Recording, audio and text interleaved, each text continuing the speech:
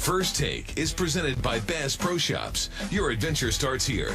And in part by AT&T, mobilizing your world.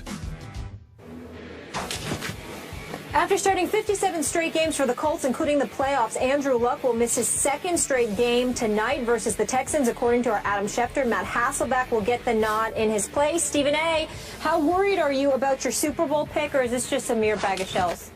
Well, I've already given up on them as my Super Bowl pick, which I announced last week. They just look like a shell of themselves. They're not what they're supposed to be. They rank very low in the league, around 25th to 26th in terms of their running game. I'm not impressed with what I'm seeing right now. You know, Frank Gore obviously is Frank Gore, but at the same time, you would expect them to have done more. They're ranking 26th in terms of their run and attack. I'm just not sold on them. And so for me, I look at it from that perspective. Even though Frank Gore is doing this thing, averaging more than 4 yards a carry, I don't know if he's not being utilized enough, if Gregson and Pagano haven't shored up their offensive line. Maybe it's Andre Johnson and those guys ain't doing much. I don't know. I'm going to pick them to win tonight because the Texans have injuries, but I'm not sold on the Colts right now. So they're now a mere bag of shells of themselves. Yes. Is that fair to say? Okay. Yes. Yeah, I got it. Okay, the irony of what happened to your Colts last week may have been lost on you because they actually did remain barely afloat because they managed to overcome Jacksonville. I watched because Jacksonville's new kicker, a kid named Myers, missed 2 easy field goals at the end in overtime, regulation overtime, at Indy that allowed the Colts to survive to be 2-2. And why is he kicking for the Jacksonville Jaguars?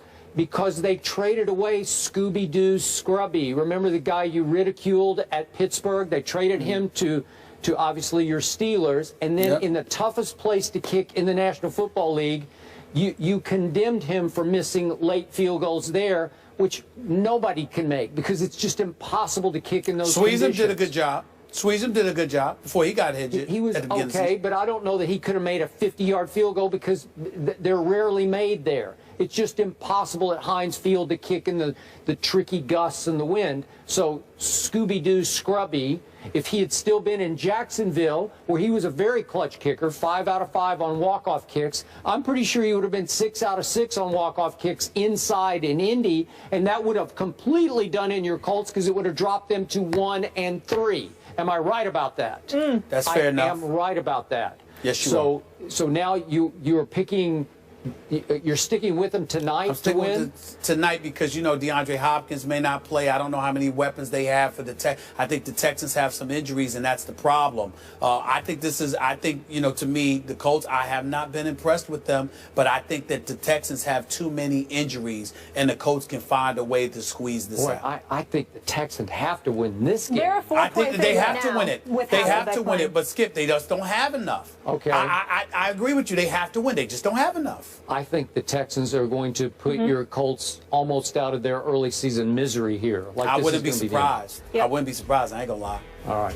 How about those Cubbies, guys? How about those Cubbies? Right? This is going to be their year. Meant to be. Not against the Mets. We'll see. See you guys tomorrow. We'll be picking all the games.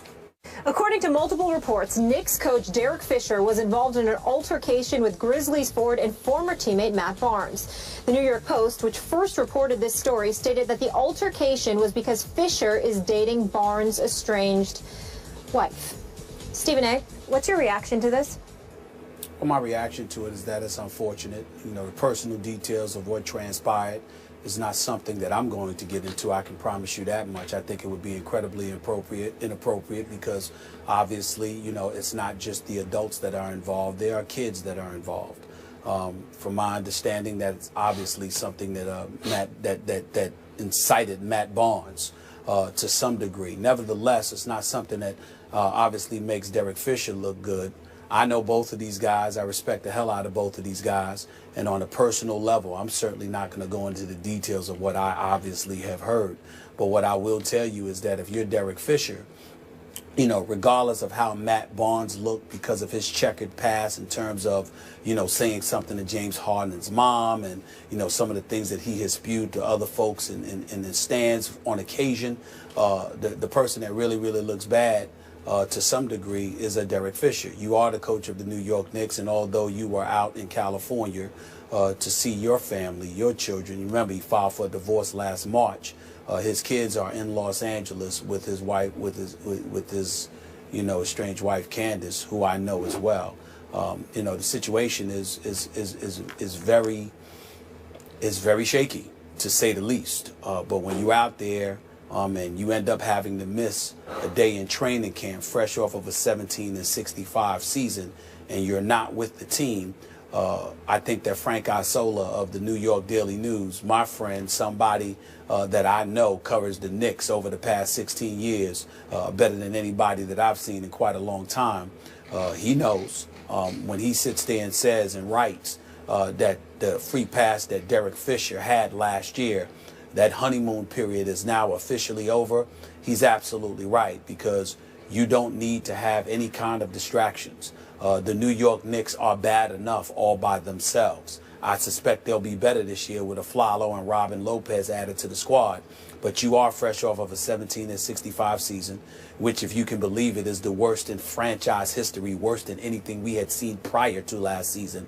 When you take that into account, along with the fact that there are questions about Phil Jackson's involvement, and suddenly he's going to be more involved, even though he was paid $12 million a year to be involved from the beginning. And then you bring in a coach who's never coached on any level before, and you have the kind of season that you had, and then you combine that with filing for a divorce, with having or being involved with a woman that's on the show Basketball Wives, which, in all honesty, I mean, I have no opinion about that, but I happen to know the NBA is appalled by the show. It makes them cringe. At least that's what I've heard from folks inside the NBA office, and certainly Frank Isola accurately wrote that as well. I just think that puts Derek Fisher in a spot that he doesn't need to be in. It's not my place to get into their personal business. I don't roll like that. I'm not about to now.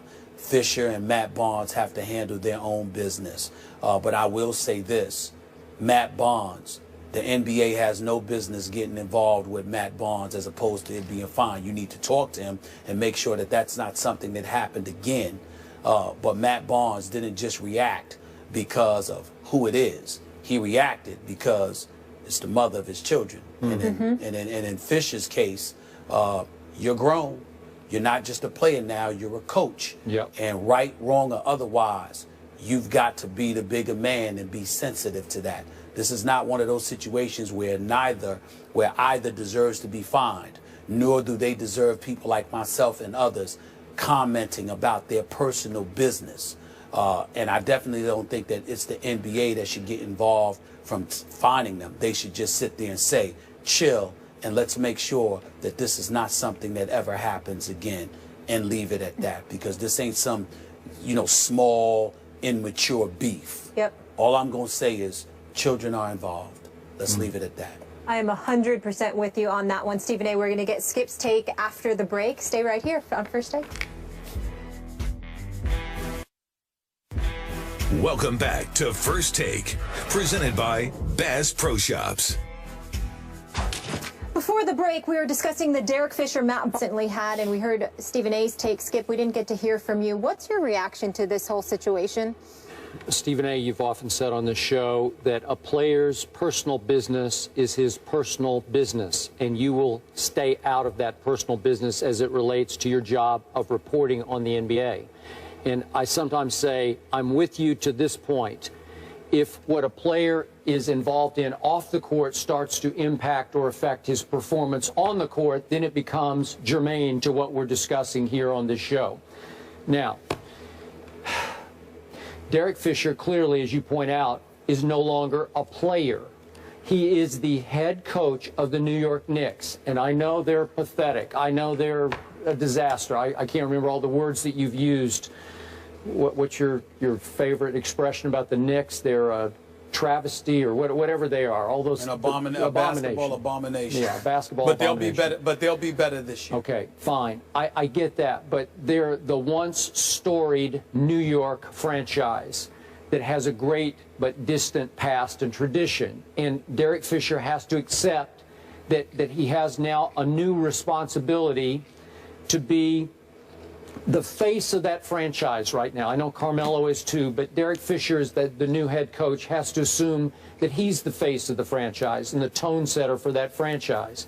So if I understand the story correctly, he took the weekend off from training camp to fly to Los Angeles under the auspices of he wanted to visit his kids. Great, but he wound up in the middle of this incident, which didn't have anything to do with visiting his kids. And it's just a bad look for the Knicks and obviously for the NBA. Nobody likes this. There's nothing pretty about it. There's nothing face-saving about it. We all don't like it. We don't want to get into the tabloid details here, but it's just not right for Derek Fisher to wind up involved in this, however it happened. So he just has to continue to grow up as a head coach and realize, I can't involve myself in these kind of situations anymore. Maybe as a player, it was a little different. As a head coach, no, sorry. I completely agree. I have nothing to add to that. You're absolutely right. All right, let's